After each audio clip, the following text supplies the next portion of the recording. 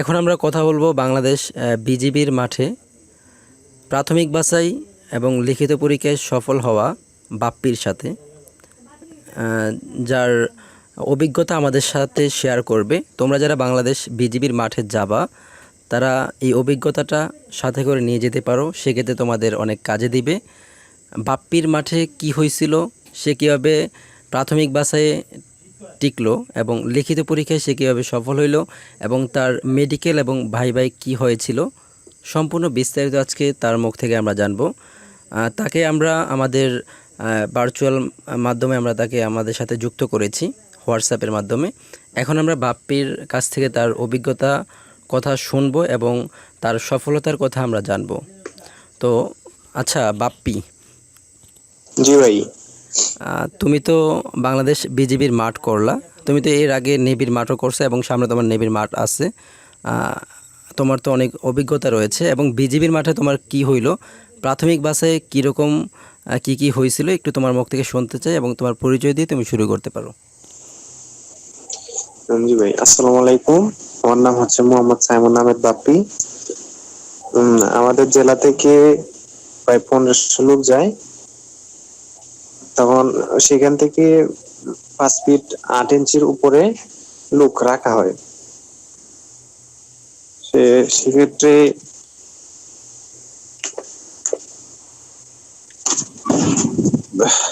আমরা 1500 জনের মতো 207 জন প্রাথমিক বাছাই টিকে পড়ি। পরে পরের দিন বলছে যে হচ্ছে রিটেনের জন্য আসবা। আমি আমার বড় ভাই থেকে যে প্রধান একাডেমি থেকে পিডিএফ নেই এবং পিডিএফ নিয়ে আমি সফল হই। আচ্ছা আচ্ছা আচ্ছা বাপ্পি, তুমি যে প্রাথমিক বাছাইয়ে তোমার যেটা হইলো সেখানে কি শুধু হাইট এবং তোমার বডি দেখি কি তারা নিয়েছিল এবং হাইটের ক্ষেত্রে যাদের 5 ফিট 7 কিংবা 6 ছিল সেক্ষেত্রে কি তাদের কোনো সমস্যা হয়েছিল কিনা, সেক্ষেত্রে তারা কি বাদ ছিল কিনা, মানে অনেকের তো হাইটটা কম থাকে, সেক্ষেত্রে বিজিবির মাঠে এটা কতটা গুরুত্বপূর্ণ এবং তোমার প্রাথমিক বাছাই কি শুধু এই দিকটাই বিবেচনা করা হয় না অন্য কিছু দেখা হয়? এখানে হচ্ছে সর্বোপরি হাইটটা একটু দেখা হয়েছে, তবে ক্ষুদ্র নিগোষ্ঠীদের ক্ষেত্রে হচ্ছে একটু হাইটটা কম হলেও হয়েছে। আর হাত পা ঠিক থাকলে, ওজন হাইটের সাথে ওজন ম্যাচিং থাকলে, হাইট কম থাকলেও নিয়ে নিছে। হাইটের সাথে ওজন ম্যাচিং হইতে হয়েছে, ম্যাক্সিমাম হচ্ছে 5 ফিট 8 উপরে টিকছে। আচ্ছা আচ্ছা, সবশেষে মানে প্রাথমিক বাছাইয়ের বিজিবির ক্ষেত্রে 5 ফিট 8 কম হইলে সেক্ষেত্রে প্রাথমিক বাছাইয়ে বাদ পড়ার সম্ভাবনাই সবচেয়ে বেশি। তোমরা যারা বিজিবির মাঠে যাবা তারা এই বিষয়টা মাথায় রাখতে হবে। আর লিখিত যে বিষয়টা, লিখিত কীরকম ছিল আর লিখিত প্রস্তুতি তুমি কীভাবে নিছো এবং লিখিত পরীক্ষার অভিজ্ঞতাটা তুমি আমাদের সাথে একটু শেয়ার করো।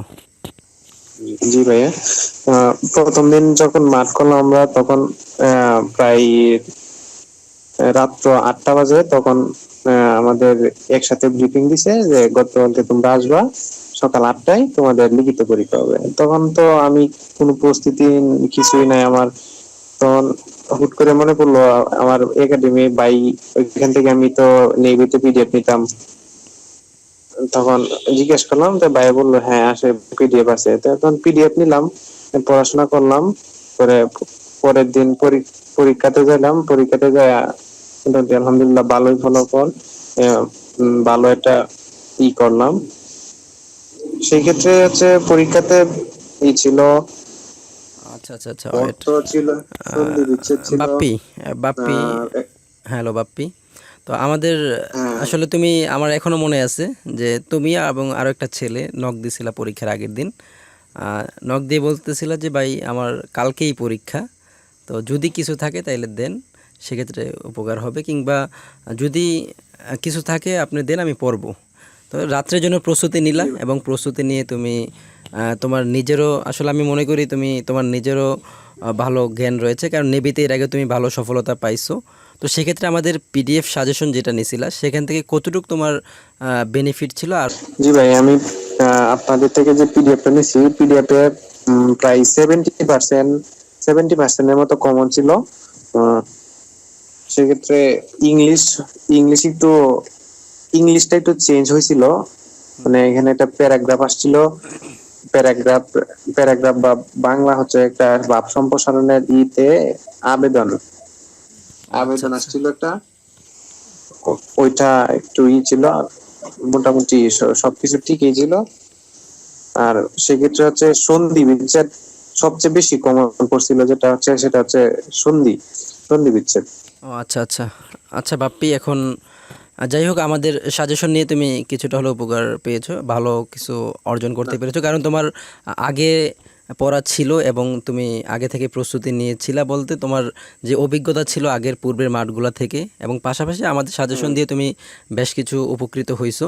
তো ধর হইলো তোমার জন্য, আর হচ্ছে তোমার লিখিত পরীক্ষায় কি কি আসছিল এবং পরীক্ষা কত নম্বরে হয়েছিল, কোন কোন বিষয়ের উপর পরীক্ষা হয়েছিল, যদি এগুলো একটু শেয়ার করতা, সেক্ষেত্রে যারা মাঠে যাবে তারা কিছুটা হলেও উপকৃত হবে। তোমার যে অভিজ্ঞতা, সেই অভিজ্ঞতাটা তারা জানতে পারলে তাদেরও এটা কাজে লাগবে এবং তারা পরবর্তীতে মাঠে যাওয়ার আগে জি ভাই। এভাবেই প্রস্তুতি নিতে পারবে। আচ্ছা, এই জি বিষয়টা ভাই, একটু জি ভাই। শেয়ার এই বিষয়টা একটু শেয়ার করো। আমাদের পরীক্ষাটা হচ্ছিল 100 নম্বরে, সময় দেওয়া হয়েছিল প্রায় 2 ঘন্টার মতো। আহ, সে সময় দেওয়া হয়েছিল 5টা সাবজেক্ট ছিল। সে সাবজেক্ট গুলো হচ্ছে বাংলা, গণিত, ইংরেজি, বিজ্ঞান এবং সাধারণ জ্ঞান। ও আচ্ছা আচ্ছা, মানে 100 মার্কের পরীক্ষা ছিল আর এই 5টা বিষয়ের উপর তোমার পরীক্ষা হয়েছিল।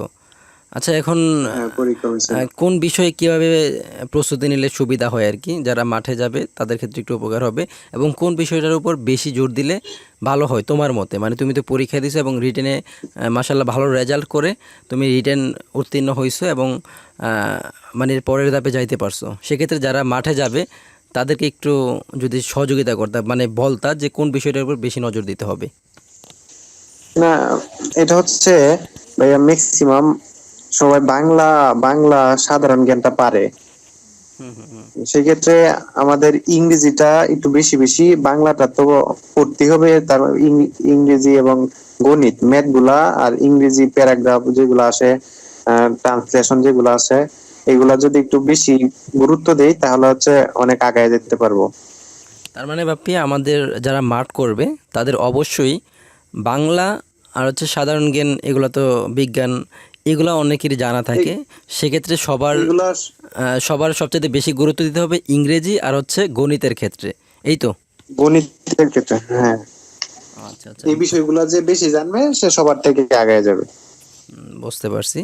আচ্ছা, আমাদের যেটা হয়েছে, মানে পরীক্ষা তো 100 মার্কে হয়েছে, সেক্ষেত্রে এখানে হ্যাঁ, বাংলা থেকে তো আমাদের পিডিএফ থেকে যথেষ্ট ছিল, বাংলা এবং অন্যান্য সাবজেক্টও ছিল, মানে ইংরেজিটা তোমাদের একটু বেশি গুরুত্ব দিতে হবে, এই তো।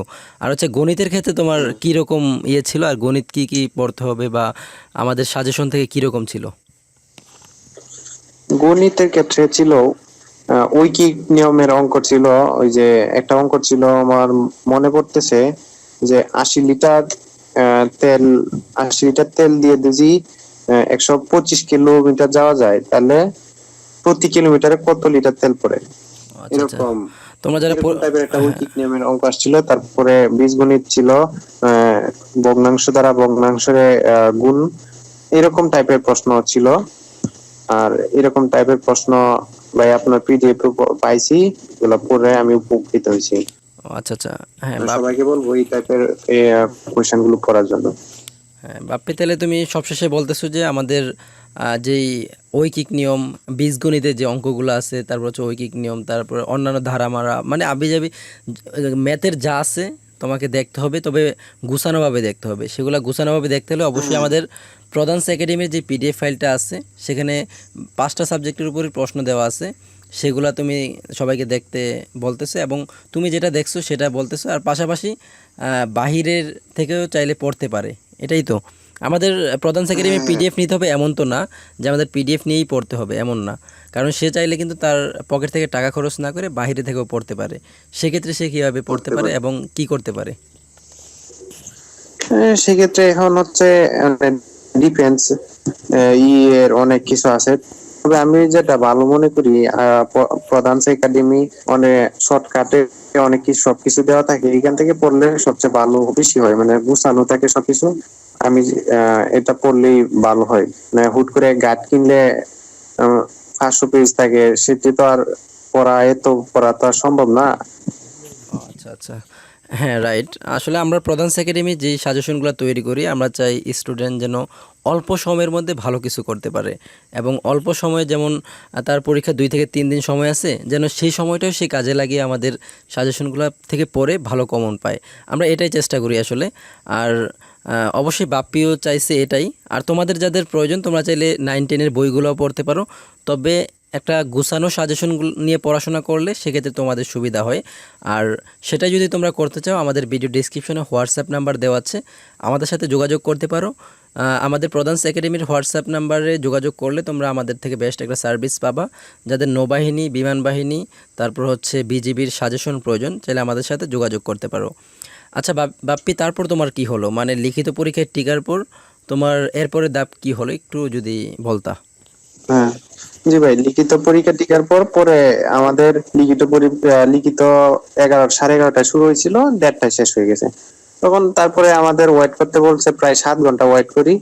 ওয়েট করার পরে প্রায় তখন আহ সাত কত আনুমানিক 6টা থেকে 7টা বাজে, তখন রেজাল্ট ঘোষণা করে।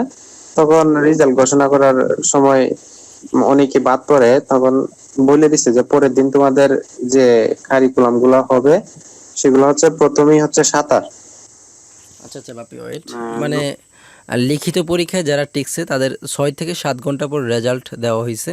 এখানে অনেকজন ছিল, তো সেখানে বাদ দেওয়ার পর যারা টিকছে লিখিততে, টিকার পর তাদেরকে বিস্তারিতভাবে মানে বলে দেওয়া হয়েছে কী কী পরীক্ষা হবে এবং কী কী প্রস্তুতি নিয়ে আসতে হবে। তারপর কি হইলো একটু বিস্তারিত বলো। হ্যাঁ, পরে বলে দিছে যে পরের দিন তোমাদের ভাইবা চূড়ান্ত মেডিকেল হয়ে যাবে। তোমরা পরে আমরা গেলাম। পরের দিন গেলাম, প্রথমেই সাঁতার দিলাম। সাঁতার দেওয়া পরে মেডিকেলে নিল। মেডিকেলে ফিট হইলে পরে ভাইবা দিলাম। ভাইবা এখন রেজাল্ট তো পেন্ডিং এখনো। মানে বাপ্পি, তুমি লিখিত পরীক্ষায় টিকছো, মানে প্রথমে প্রাথমিক যে বাছাই সেখানে টিকছো, সেখানে অনেক স্টুডেন্ট ছিল, তোমরা 200 জন টিকছিলা। তারপর 200 জন থেকে বাদ দেওয়ার পর তোমরা লিখিততে ছিল 200 জন, তো লিখিততে আবার অনেক বাদ দেওয়া হয়েছে। তারপর তোমাদের ভাইবা এবং প্রাথমিক মেডিকেল এবং ভাইবা পরীক্ষা নেওয়া হয়েছে, এবং এই ভাইবা আর হচ্ছে মেডিকেলের রেজাল্টটা তারা এখনও দেয় নাই। রেজাল্টটা কবে দিবে তারা বলছে? এটা বলা হয়েছে যে 4-5 দিন এরকম পরে, না বলে দিছে যে 3-4 দিন বা 5 দিন এরকম ভিতরে দিয়ে দিবি। ও আচ্ছা আচ্ছা বাপ্পি, তাহলে তোমাদের এই রেজাল্টটা তারা পেন্ডিংয়ে রাখছে, তোমাদের রেজাল্টটা তারা খুব শীঘ্রই জানিয়ে দেবে এমনটাই জানিয়েছে, এবং তোমাদের যে নাম্বার দিয়েছো সেই নাম্বারই তারা জানিয়ে দিবে। আর হচ্ছে বাপ্পি, অসংখ্য ধন্যবাদ তোমাকে আমাদের সময় দেওয়ার জন্য, তোমার মূল্যবান সময় দেওয়ার জন্য। জি ভাই। আমাদের প্রধান একাডেমির সাথে থাকার জন্য তোমাকে অসংখ্য ধন্যবাদ। আর তোমার জন্য বিশেষভাবে অনেক অনেক দোয়া রইল, যেন তোমার স্বপ্ন পূরণ হয়। আসলে এই পর্যায়ে আসাটা অনেক অনেক পরিশ্রমের বিষয়, এবং অনেক পরিশ্রম করেই তুমি এখানে আসছো। তো সেক্ষেত্রে আমরা প্রধান একাডেমি ফ্যামিলি, আমরা সবাই তোমার জন্য অনেক অনেক দোয়া রাখি, যেন সবশেষে তুমি যেন শেষ হাসিটা হাসতে পারো এবং সফলতা নিয়ে বাড়িতে ফিরতে পারো। আর আমাদের সকল সাবস্ক্রাইবারদের বলবো, বাপ্পির জন্য তোমরা একান্তভাবে একটু দোয়া করবা, যেন শেষ হাসিটা যেন হাসতে পারে। আচ্ছা বাপ্পি, আমরা এখন আমাদের এই ভিডিওটা শেষ করব, তার আগে তোমার কাছে যাব। আসলে আমাদের সাবস্ক্রাইবার এবং আমাদের উদ্দেশ্যে তুমি কিছু বলবা। জি ভাই, আমার জন্য সবাই দোয়া করবেন। বিশেষ করে প্রধান সে একাডেমির সাবস্ক্রাইবার আমার জন্য একটু দোয়া করবেন, যেন শেষ হাসিটা আমি হাসতে পারি। এটাই। আর সবার জন্য আমি দোয়া করি, সবার মঙ্গল কামনা করি।